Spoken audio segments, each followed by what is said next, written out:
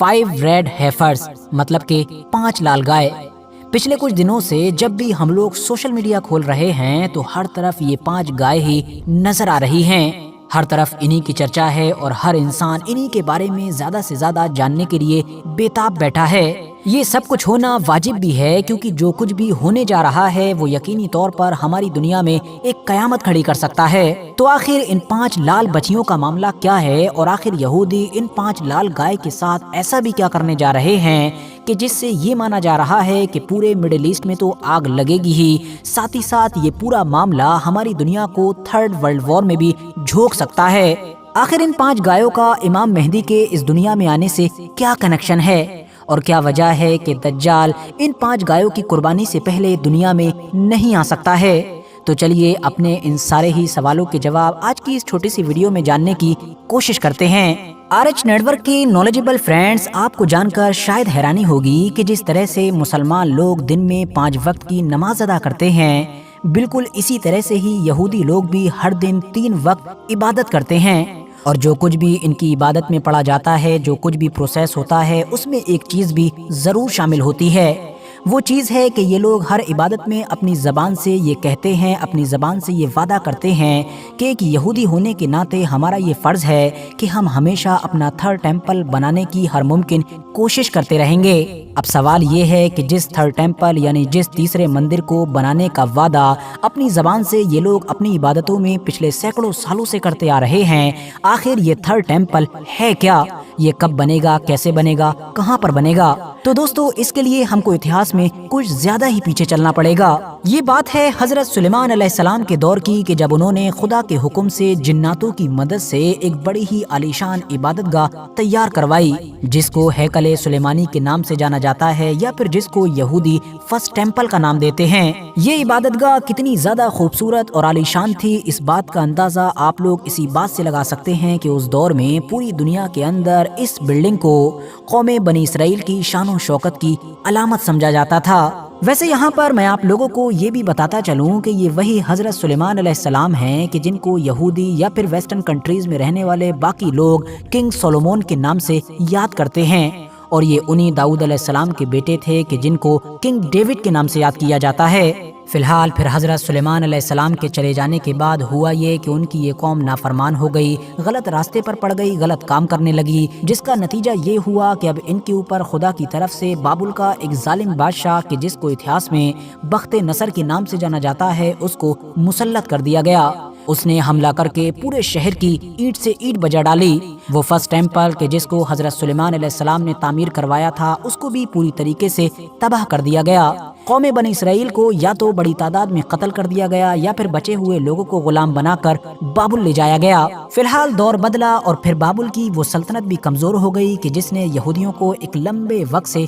गुलाम बनाकर रखा था। दुनिया में उदय हुआ एक नई ताकतवर सल्तनत का जिसके बादशाह थे साइरस द ग्रेट। ये वही पर्शिया के साइरस द ग्रेट थे कि जिनके बारे में बहुत सारे मुस्लिम स्कॉलर्स का ये भी मानना है कि शायद यही वो जुल्करनैन थे कि जिनका जिक्र कुरान में भी मौजूद है। फिलहाल इन्होंने बाबुल के उस पूरे इलाके को फतह करके अपनी सल्तनत में मिलाया। यहूदियों को भी न सिर्फ आज़ाद किया बल्कि उनके उस 2nd टेम्पल को भी बनाने में हर तरह से मदद की कि जिसको पहले बख्त नसर ने मिट्टी के ढेर में बदल दिया था। और इस तरह से यहूदियों की ये इबादतगाह या फिर ये कहिए कि यहूदियों का ये क़िबला दोबारा तैयार हुआ, जिसको नाम दिया जाता है 2nd टेम्पल का। लेकिन दोस्तों, ये किस्सा यहीं पर ख़त्म नहीं होता है। धीरे धीरे वक्त गुजरता गया और फिर दौर आया 72 AD का, यानी कि आज से लगभग 2000 साल पहले, कि जब उस दौर की सुपर पावर यानी कि रोमन एम्पायर के एक कमांडर टाइटस ने इस पर हमला किया। शहर में तो जो तबाही मचाना थी वो मचाई ही, साथ ही साथ यहूदियों के इस पवित्र यानी कि मुकद्दस टेम्पल को भी आग के हवाले कर दिया और हमेशा हमेशा के लिए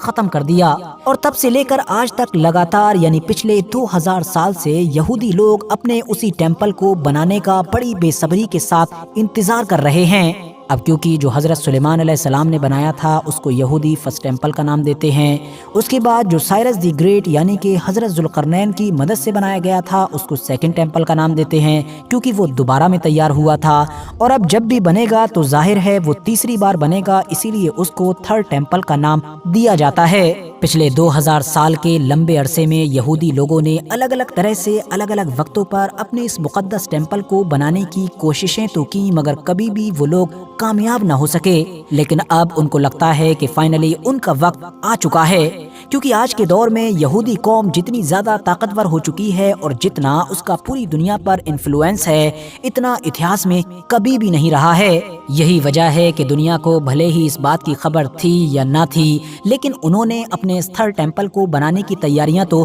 बहुत पहले ही शुरू कर दी थी। दोस्तों, तौरात की किताबुल आदात के मुताबिक थर्ड टेम्पल की बुनियाद रखने वाले यहूदी रब्बियों का या फिर कहानों का पाक होना जरूरी है, मगर इस पाकी को हासिल करने के लिए कुछ गाय के बछड़ों की कुर्बानी दरकार होगी, क्योंकि इन बछड़ों की कुर्बानी के बाद जब इनको जलाया जाएगा और इनके जलने के बाद जो राख बनेगी और उस राख को जिस पानी में डाला जाएगा, उस पानी के जरिए से ही इन रब्बियों को या फिर इन कहानों को पाक किया जा सकता है। यही इजराइल के ज्यादातर कट्टर यहूदियों का न सिर्फ अकीदा है, बल्कि उनके मुताबिक थर्ड टेम्पल की बुनियाद रखने की पहली रस्म है। यहाँ पर आपको बताता चलूं कि इजराइल में तो काफी पहले ही टेम्पल इंस्टीट्यूट नाम की एक ऑर्गेनाइजेशन की बुनियाद रखी गई थी कि जिसका मकसद ही थर्ड टेम्पल को बनाने के तमाम रास्तों को आसान करना था, और ये ऑर्गेनाइजेशन अपने इस मिशन पर लंबे वक्त से ही काम करती आ रही थी। टेम्पल इंस्टीट्यूट नाम की ये ऑर्गेनाइजेशन पिछले एक लंबे वक्त से पूरी दुनिया के अंदर 5 ऐसे खास बछड़ों की तलाश कर रही थी कि जो पूरी तरीके से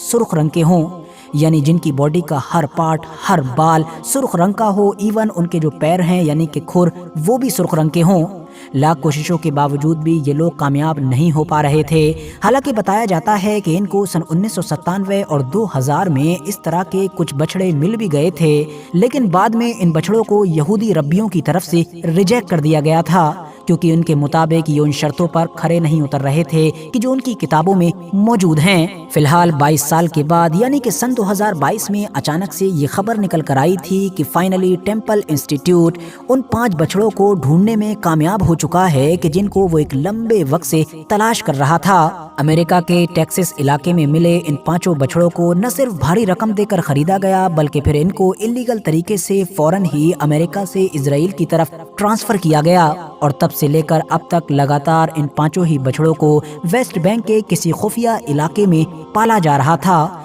यानी ऐसी जगह पर कि जिसका किसी भी आम इंसान को एड्रेस भी नहीं पता है। लेकिन दोस्तों, अब इन 5 गाय को लेकर पिछले कुछ दिनों से ये जो पूरी दुनिया में हल्ला मच गया है और हर तरफ गदर सुनाई दे रहा है, इसके पीछे की वजह ये है कि क्योंकि लगातार इस तरह की रिपोर्ट्स बाहर आ रही हैं कि जिसमें ये दावा किया जा रहा है कि जिन 5 गाय को खुफिया तौर पर वेस्ट बैंक के किसी इलाके में पाला जा रहा था, वो 2024 अप्रैल के महीने में ही 3 साल की हो रही हैं। और आपको बताता चलूं कि थर्ड टेम्पल की बुनियाद रखने से पहले जिन बछड़ों की कुर्बानी की जाएगी, उनके अंदर जो बहुत सारी शर्त लगी हुई हैं कि ये ऐसा होना चाहिए, ऐसा होना चाहिए। उन्हीं में से एक शर्त है कि इन बछड़ों की उम्र 3 साल होना चाहिए। हालांकि कुछ रिपोर्ट्स तो ये तक दावा कर रही हैं कि मुमकिन है कि कट्टर यहूदी लोग 8 अप्रैल के दिन ही कुर्बानी करें। जाहिर है ये दावा तो इतना ऑथेंटिक नहीं है, मगर ये बात पक्की है कि इन बछड़ों की उम्र 3 साल को 2024 अप्रैल के महीने में ही पहुंच रही है। लेकिन दोस्तों, अभी तक की ये सारी बातें सुनने के बाद आप में से ज्यादातर लोगों के दिमाग में यही चल रहा होगा कि इस पूरे मैटर को लेकर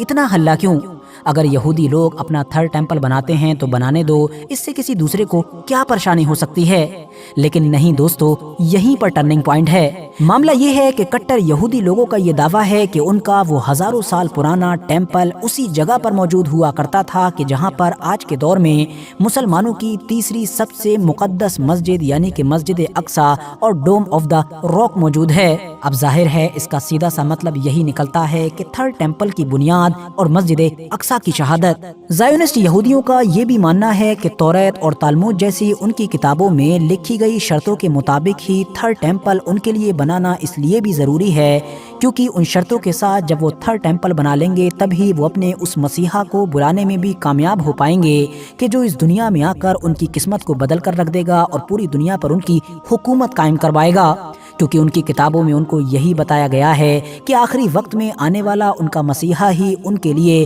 उस तरह की एक सल्तनत कायम करेगा कि जिस तरह की सल्तनत किंग सोलोमन यानी कि हजरत सुलेमान अलैहिस्सलाम के दौर में हुआ करती थी। हालांकि दोस्तों यहाँ पर इंटरेस्टिंग बात ये भी है कि बहुत सारे स्कॉलर्स के मुताबिक यहूदी जिस मसीहा का इंतजार कर रहे हैं और जिस मसीहा का जिक्र उनकी किताबों के अंदर मौजूद है वो तो सैकड़ों यानी कि हजारों साल पहले हजरत ईसा अलैहिस्सलाम की शक्ल में आ चुका है, मगर क्योंकि उन्होंने तो खुद ही उनको झुटला दिया था, बल्कि उनके झुटलाने की वजह से ही और उनकी मुखालिफत की वजह से ही सूली पर चढ़ाने तक की नौबत आ गई थी। मगर आखिरी वक्त में खुदा की तरफ से हजरत ईसा अलैहिस्सलाम को आसमान पर उठा लिया गया था। तो अब जो आखिरी वक्त में उनका मसीहा आएगा वो दरअसल मसीहा नहीं बल्कि वही होगा कि जिसको मुसलमानों में दज्जाल के नाम से जाना जाता है, जिससे मुकाबला करने के लिए आखिरी दौर में दुनिया में न सिर्फ हजरत इमाम मेहदी मौजूद होंगे बल्कि उसको खत्म करने के लिए हजरत ईसा अलैहिस्सलाम का भी दोबारा नुज़ूल होगा। तो आसान शब्दों में मतलब यही निकल कर आता है कि अगर थर्ड टेम्पल की बुनियाद रखी जाएगी तो मस्जिद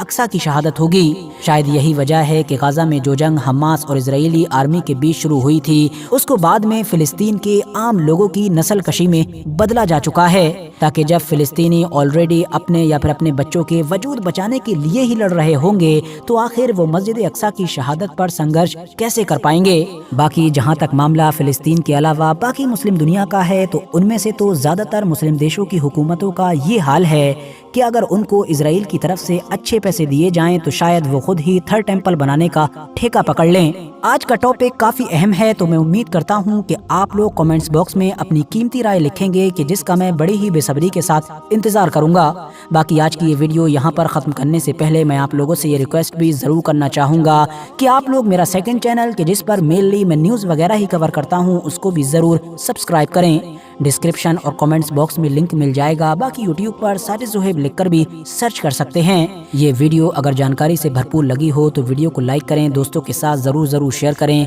और ऐसे ही वीडियोस आगे देखने के लिए इस चैनल को भी जरूर सब्सक्राइब करते हुए साथ ही में बेल आइकन को भी प्रेस करें।